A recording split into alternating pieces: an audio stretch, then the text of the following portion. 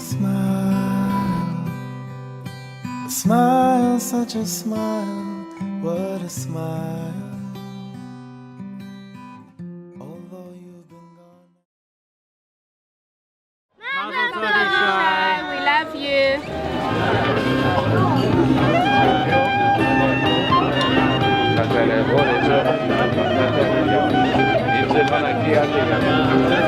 I've got a new one.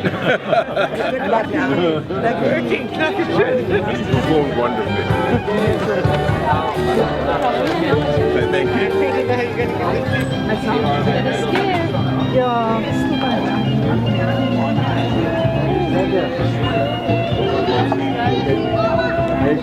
יש לי משפחה, הוא לא רוצה לגרום, להגיד לי שלום אפילו.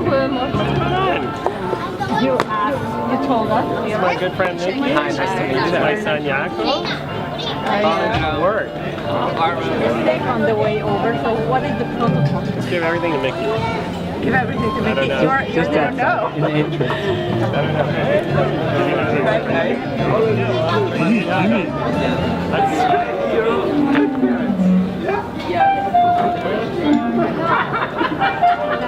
All the bar mitzvah, I think I filmed you. On the shadow, okay, I wasn't allowed. The caterer didn't allow me.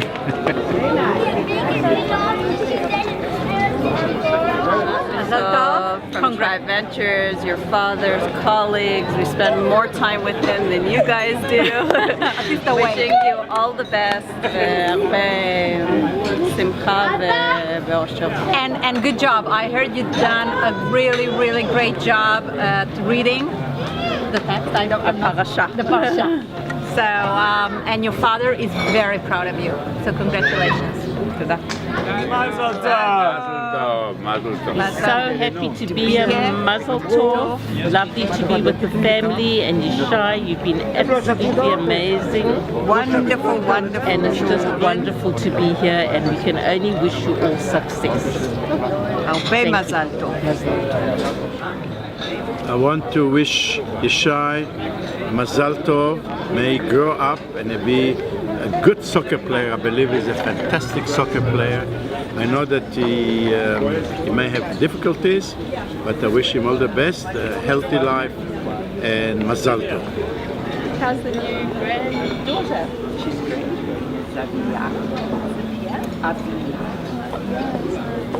I heard she said they only know one other. When the rent was $1 40 years ago.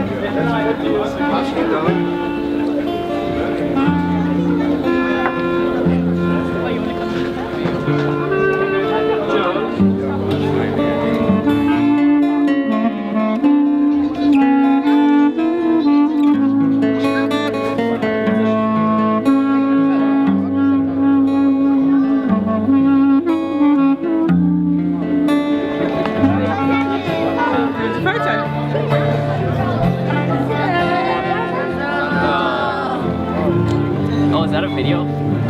Something nice. Thank you. Well, you're welcome. Wow, das ist für Bonn und I think it's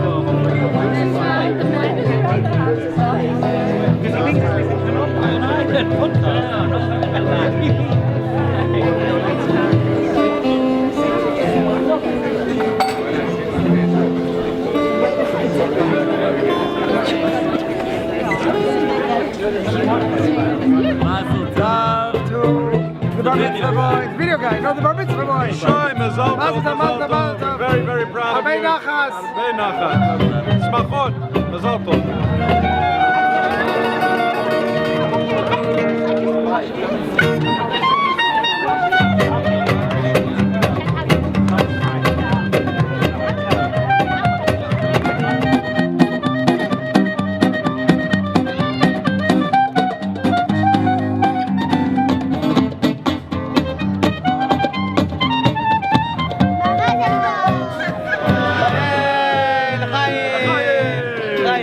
Mazel tov.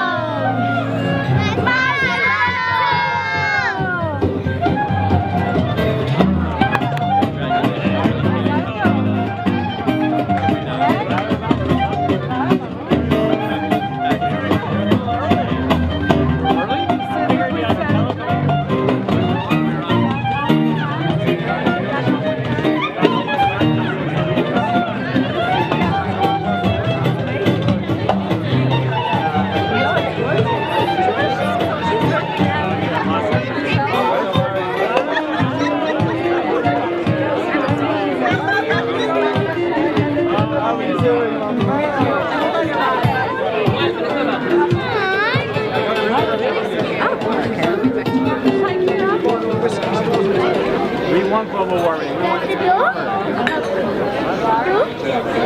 Yes? Okay, one.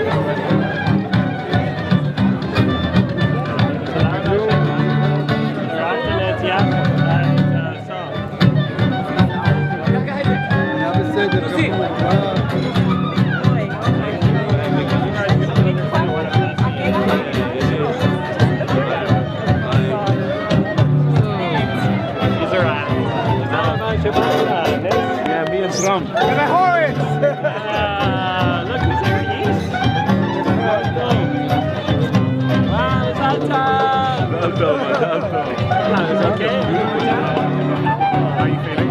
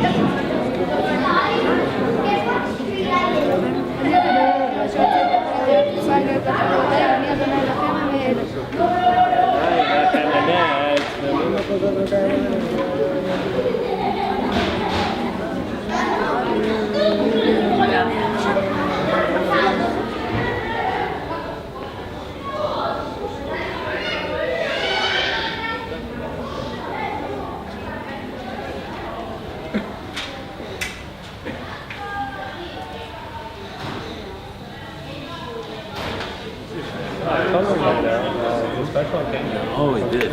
No, this you got like top notch. Told you? Ah, you told me. I was just gonna get a You went all the way. You went all the way. Every Shabbat, okay?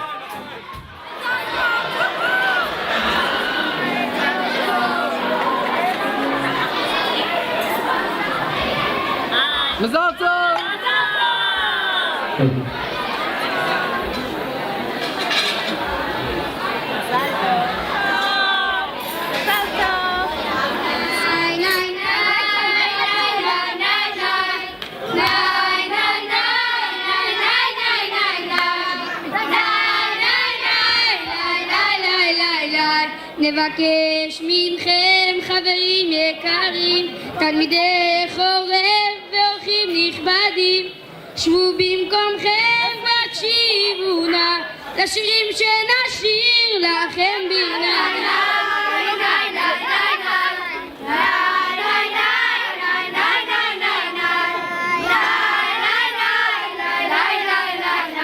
לבר מצווה יום הגעת ועול מצוות, עליך כיפת תלמידי כיתתך, עליך מאחלים שיהיה זה העול עליך בנימים.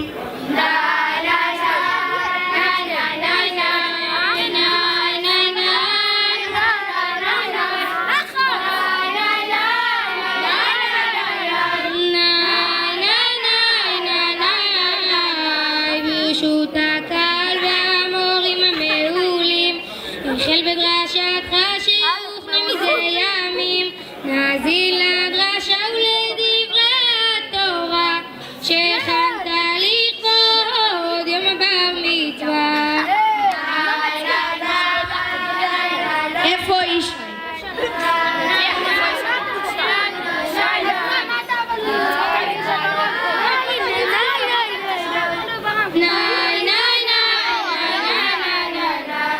תודה. דרשה, אז דרשה צריך להקליט.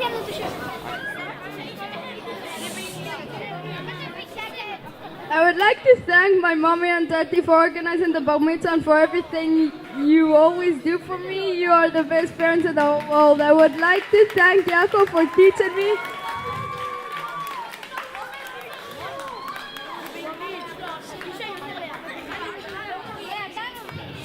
I would like to thank Yaakov for teaching me about Marvel Universe and for Levi for being so cute.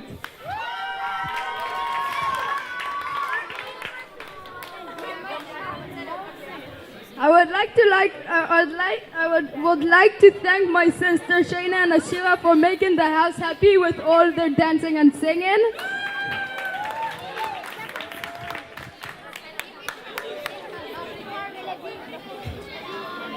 I would like to thank Booby, Baba and Zayda, my aunts and uncles and all my cousins. I love you very much. I would like to thank all of you for celebrating with me. And lastly, I would like to thank Hashem for all the kindness and goodness He has shown to my family.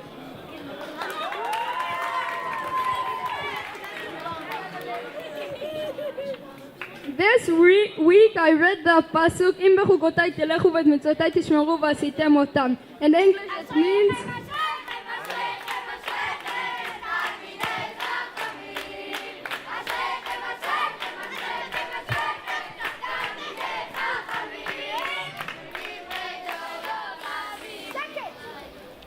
English it means if you follow my statutes and observe my commandments and perform them.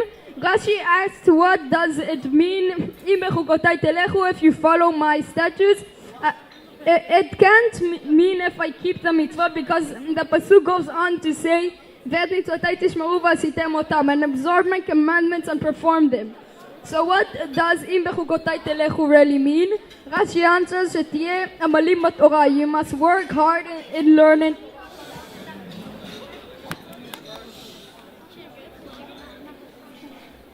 The Rebbe gives a deeper explanation on this Rashi. בחוקותיי תלכו, בחוקותיי מלשון חקיקה, שהתורה תהיה חקוקה בליבו.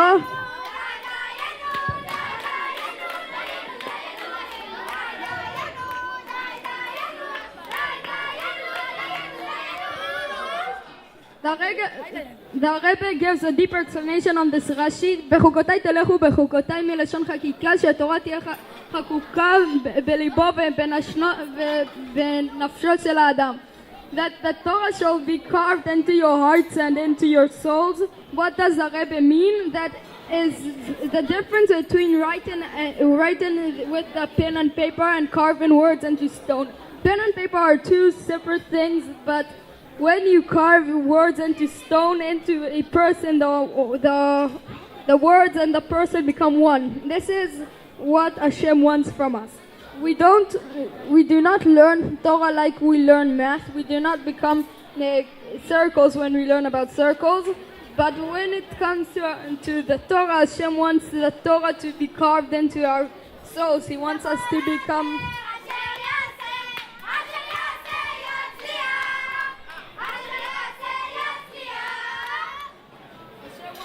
Hashem wants us to become a living... I would like to...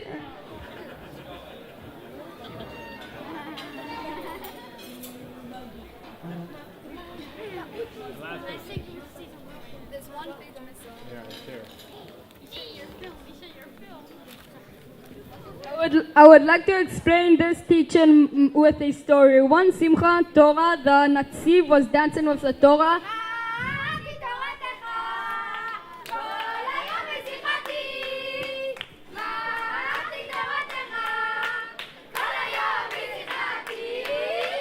He did not see a bench, and both the Torah and the Natziv fell. Who do you pick up first? His Talmid yelled out, pick up the Natziv, pick up the Natziv. Why? Because the Torah scroll was just an ink on paper, but the Natziv was a living Torah. Thank you all.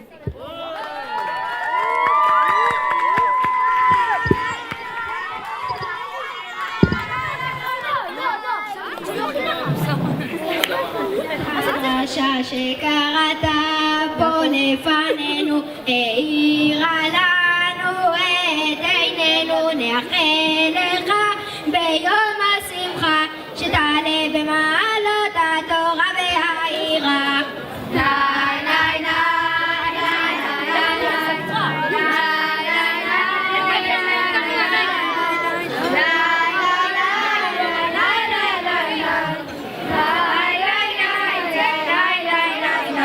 לבר מצווה היום הגעת ומעלה רוחנית אתה עלית, תשמור עליה בקדושה, תזכה לחיי העולם הבא.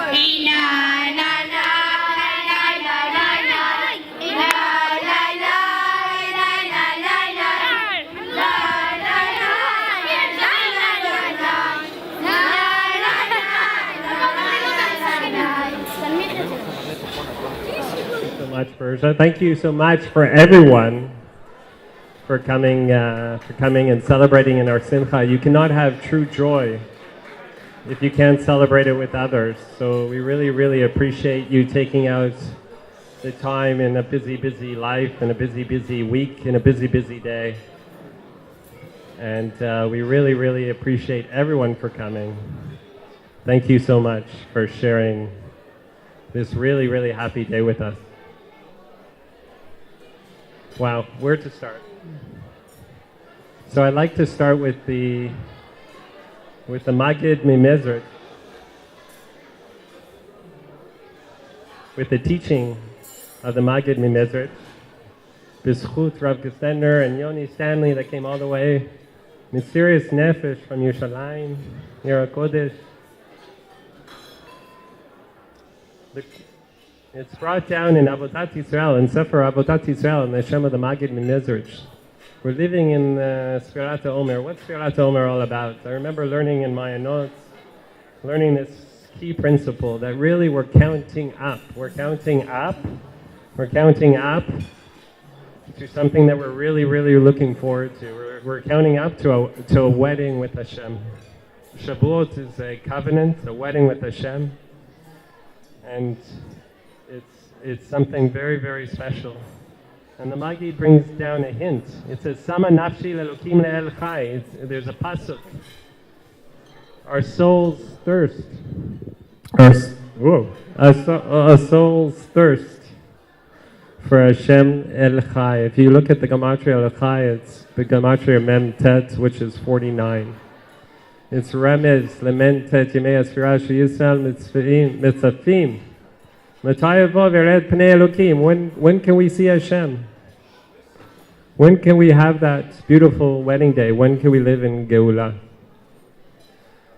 And this is very, very pertinent for us, especially on this special day, because it wasn't so long ago when we were living in a time where we really, really didn't see the face of Hashem.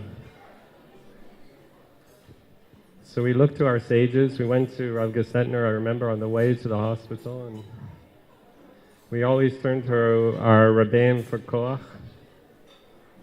And the sages asked a strange question in Gemara in Masechet Chulin. Esther mina Torah minayim. Where do we find a hint in the Torah to the book of Esther? And the Gemara answers with these words from Devarim, Benochi Esther Esther, I will hide my face on this day. Hashem gave us a warning that there would come a time and there would come a place where there would be Hester Panim, the concealed face of Hashem. When it would look as if Chas v'Chalila, Hashem is stopped speaking to us, has stopped being with us. Chas v'Shalom. So the Rashi on that Gemara, Hester Esther, what does Rashi say? Be'yemer Esther, in the days of Esther, Yeh Hester Panim, there will be a time where you will not be able to see Hashem. Umetzu sarot rabot ve'ra'ot, and you'll find yourself in a time of pain and suffering.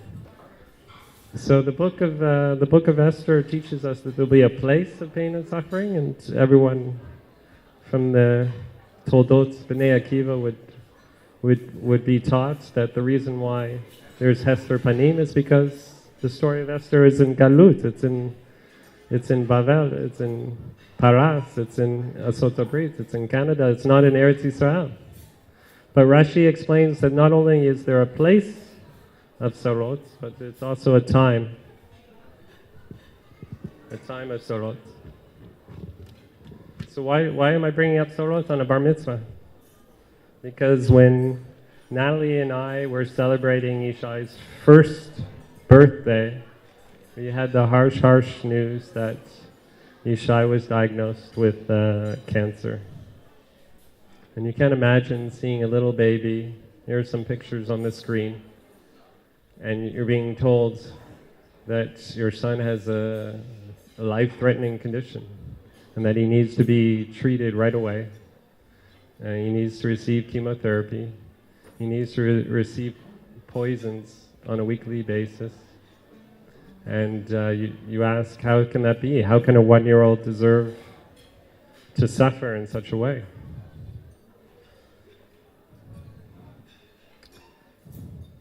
But the hardest part was when, for every checkup, he had to receive an anesthesia. For an examination, he had eye cancer. And the physicians had to look in a microscope, and the only way that they could see deep down into his eye was if he was anesthetized. And every 3 months, we would go in for a checkup. And I remember holding his hand in the OR, and he was crying every single time. And to tell you the truth, I probably haven't ever recovered from this monthly recurrence. So you ask yourself, where is Hashem? What's the purpose of this all? So again, just as the Torah teaches that there will be a time and place of Hester Panim, there's also going to be a solution, a reward, a way to understanding this reality in which we live in. And it comes also in Megillat Esther, with Mordechai's famous words at the end of the 4th chapter. Esther tells Mordechai about all the problems there might be if she goes to Melech Achashverosh. Mordechai listens, and then he responds to her with the famous words, Ki im acharesh tacharish be'et hazot. If you are silent and you do nothing at this time, Revach v'hatzalah ya'amod le'yudim ha'makom acher. Somebody else will save the Jewish people. Umi yodea im le'et kazot higatz le'malchut. And who knows, it was not just for this moment that you became queen. It's the ultimate statement of Hashgacha Pratit. that wherever we are, wherever Hashem has put us, Hashem is asking us to realize why we're here. With these gifts, at this time, with these dangers, in this place, Hashem is giving you something and putting you in this place, and He's calling out to you. I remember learning the Slomoner Rebbe in the hospital, in Hadassah, the Netivot Shalom, which gave me a lot of chizuk in this time. And I was lying next to Yishai on the beds in Hadassah. And I remember learning a teaching on the Nevot Shalom, and he said, every Jew, every person should know that never in the history of humanity there has ever been another person such as you, and never in the future of humanity there will ever be another person such as you. You are here at this point in time for a purpose, and you must reach out and achieve your calling. Was it not for this very challenge that you were put here at this time? So Yishai read Bahar B'Chukotai, it's the end of Sefer Vayikra. The beginning is always embedded in the end. The beginning of Parshat and Sefer Vayikra is Vayikra with the famous small little aleph. And we all know that Rashi draws a distinction. Why is it written with the small aleph? And Rashi, commentating on this, he says, you have to know there's a difference between Vayikra el Moshe, and he called out to Moshe, and Vayikar Elohim el Biam. And it just so happened that Hashem appeared to be Bil'am. A Jew should know that there's a difference between it happenstance and Hashgacha Pratit. Moshe understood and realized that Hashem was calling him for a mission, Vayikra with an aleph, Mikra and Mikre, and that we don't live our lives b'Mikre, we live our lives b'Mikra. And it's such a fundamental calling, such a fundamental lesson of Yahadut and why we're here in this world. I'm a big fan of Rabbi Sachs, and he always emphasized this teaching with Viktor Frankl. I was contemplating whether to say anything about Viktor Frankl here, because again, it's a simcha. But just so you know, he was a professor in Vienna, teaching psychotherapy, and unfortunately the Shoah broke out, and he was placed in the darkest of dark places in this world, and he said to himself, Hashem put me here for a reason. Hashem put me here to do some good. And he realized that if he gave people a will to live, a reason to live, then the probability of surviving the hardships of that time would increase. So he heard the calling, he heard Vayikra. I also want to share with you a very, very famous story. You don't have to be a Viktor Frankl. You could be an Eddie Jacobson. Who was Eddie Jacobson? I read it in Yehuda Avner's The Prime Ministers. An amazing story. History is so cyclic, it so repeats itself. Who was Eddie Jacobson? He was a simple Jew who grew up in New York, and then his parents moved with him to Kansas City. He became friends with a classmate, and then World War I broke out, and they went to the trenches and they fought together and became blood brothers. They came back after the war and started the business. The business didn't succeed, as not all businesses do. And then they went their separate ways. One became a traveling salesman. Eddie Jacobson became a traveling salesman, and the other became the US President, Harry S. Truman. And the time was 1948. And just like now, we're saying we need recognition from the world that Jerusalem is our capital, even though it's mentioned hundreds of times in the Bible. But we need a $110 billion arms deal in Saudi Arabia. We need the oil. We were afraid of what would happen if we recognize that Jerusalem or the state of Israel belongs to the Jewish people. So the State Department said to Harry S. Truman, don't recognize the newborn state. It's not in the interests of the United States. And he refused to see anyone who would petition on the state of Israel's behalf. And Eddie Jacobson was reading this in the newspaper. He called up his friend. His friend, of course, said, hey, I fought in the trenches with this person. Of course, I'll see you. He came and he convinced Harry S. Truman to see Chaim Weizmann. And according to Yehuda Avner, that was the reason why, that was the thing that pushed Harry S. Truman to recognize the state of Israel. So you don't have to be someone who could survive the darkest of dark times in the Holocaust. You could be a simple Jew whose purpose in life was to convince a friend to see the truth, to see that the people of Israel belong in the land of Israel.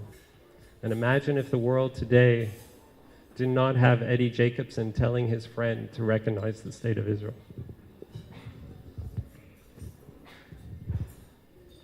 So for Yishai, I would say, wow, what is your calling? But there's really something special with Yishai, because I think his calling already could potentially, chas v'shalom, that, his mission in life has already happened. Why? Because it was one of his callings. 3 years ago, it was Suketan. There was a kidnapping and murder of 3 Israeli teenagers by Hamas. And the IDF conducted operations, my brother's keeper, to arrest those who were responsible. Hamas started firing rockets, and before you knew it, war broke out. And I remember during the war, soldiers were being flown on a daily basis to the hospitals, and I went to the kollel. Rav Horvitz, thank you so much for having the kollel in Renana. Wow, can you imagine Renana without the kollel? Thank you, Rav Sachs, who came in between Shirurim to come celebrate us. And I remember he asked a neurosurgeon from Belitzen to speak, and he urged everyone in the kollel to go the next day and visit the cholim, to give them a chizuk, and to tell them they're not fighting alone, they're fighting for a cause, they're fighting for Am Yisrael. So I said, sure, I'm going. But I wasn't sure how dangerous it would look or how horrific the soldiers were coming in, so I just took Yaakov. And we went to the hospital the next day with Rav Shabtai, and the neurosurgeon took us to a patient who lost an eye. And Yaakov and I were saying, wow, this soldier gave his sight for Am Yisrael. Let's bring Yishai to give him chizuk. He also lost an eye from cancer. So the next day I said to Yishai, let's go. And we went to the hospital, and that soldier already moved on. And another soldier was flown in. And this soldier refused to see any guests. He was so devastated from the fact that he himself also lost an eye. So we went to the neurosurgeon who spoke at the kollel, and they said, listen, Yishai lost an eye, this soldier lost an eye, perhaps he'll let him come in and see him. And the neurosurgeon goes in and he says, yes, he agreed to see him. And he goes into the hospital room. He puts his arm on the soldier, and he says, Al tidag, hakol yeh beseder. Don't worry, everything's going to be okay. To tell you the truth, it's a great advantage. You could scare anyone you want. Take out your eye, and the girls will run away. Take out your eye, and you'll be the star of the school. But I also want to let you know that I play soccer, and I don't want to brag, but I'm one of the best in the class. And he really uplifted the soldier, and I thought that would be the end of it. And then years later, Hilton is my neighbor, and he had a daughter in high school, and a bunch of soldiers from Suketan spoke at the high school. And he told this story because it was that was the soldier, and he said, wow, I'm fighting for Am Yisrael. I'm here for Am Yisrael. I lost an eye for Am Yisrael, and it was Am Yisrael who gave me chizuk in my time of sorrow. That's Yishai. And if you look at...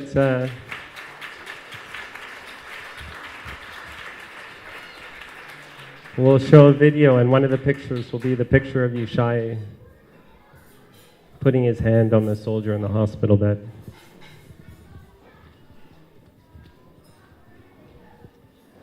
So you don't have to be a Viktor Frankl. You could be an Eddie Jacobson. You could even be a 10-year-old kid visiting a choleh, Bikur Cholim in Beilinson, to change the world. The Mishnah in Sanhedrin says a life is like a universe.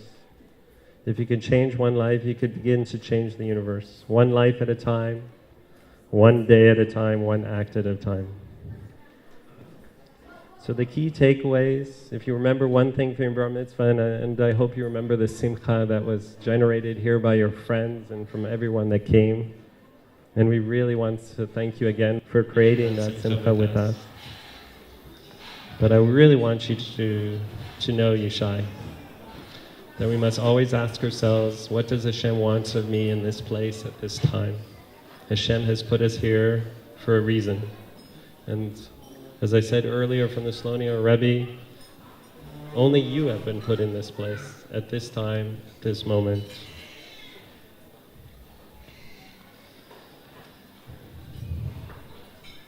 When Hashem calls to you, you have to have the courage to say, Hineni, here I am. Tell me what to do, Hashem, and I'll do it.